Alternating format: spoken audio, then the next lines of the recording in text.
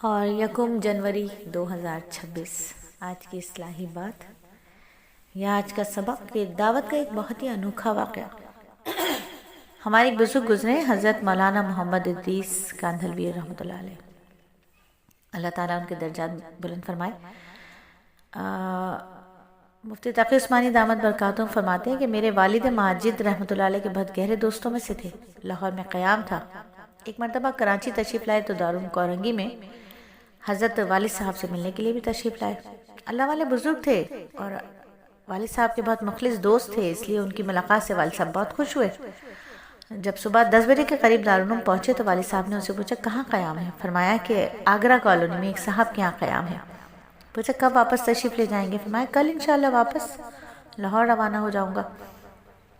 بہرحال کچھ دیر بات چیت کی اور ملاقات کے بعد جب واپس جانے لگے تو والد صاحب نے ان سے فرمایا کہ بھائی مولوی ادریس، تم اتنے دنوں کے بعد یہاں آئے ہو، میرا دل چاہتا ہے کہ تمہاری دعوت کروں، لیکن میں سوچ رہا ہوں کہ تمہارا قیام تو آگرہ تاج کالونی میں ہے اور میں یہاں کورنگی میں رہتا ہوں. اب اگر میں آپ سے کہوں کہ فلاں وقت میرے یہاں آ کر کھانا کھائیں تب تو آپ کو مصیبت میں ڈال دوں گا، اس لیے کل آپ کو واپس جانا ہے، کام بہت ہوں گے. میرا دل اس بات کو گوارا نہیں کر رہا کہ آپ کو یہاں آنے کی دوبارہ تکلیف دوں، لیکن یہ بھی مجھے گوارا نہیں ہے کہ آپ تشریف لائیں بغیر دعوت کے آپ کو روانہ کر دوں. تو میری طرف سے دعوت کے بدلے یہ 100 روپے ہدیہ رکھ لیں.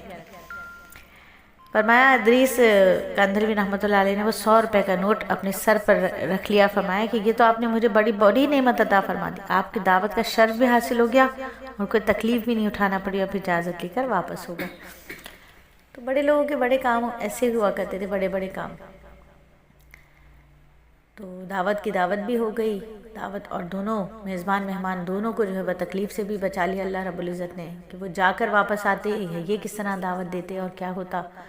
تو بڑے لوگ بڑے انوکھے طریقے سے کام کرتے تھے، بڑی حکمت سے اور بڑے الفاظوں کے ساتھ، محبتوں کے ساتھ.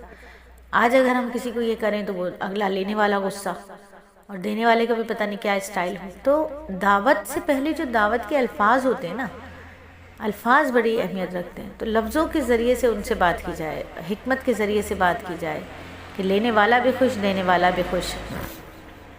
آج ہم نے بولنا تو سیکھ لیا ہے، لیکن کیا کب کہاں کیسے بولنا ہے یہ بولنا ہمیں ابھی تک نہیں آ رہا. تو بس دعا ہے کہ اللہ تعالی ہمیں حکمت عطا فرما دے، حکمت کے ساتھ بات کرنے کی توفیق عطا فرما دے. ہماری زبان سے جو بول نکلیں وہ خیر والے نکلیں. ہماری زبان جب بھی کھلے خیر کے الفاظوں کے ساتھ کھلے، اچھائی کی باتوں پر کھلے، ورنہ اس کا بند رہنا بہتر. ہمارے منہ سے جو لفظ نکلے وہ لوگوں کی دل آزاری نہ ہو، لوگوں کے لیے دلوں کی ایسی خوشی ہو کہ لوگ ان سے سننا چاہیں، لوگ ہم سے بات کرنا چاہیں.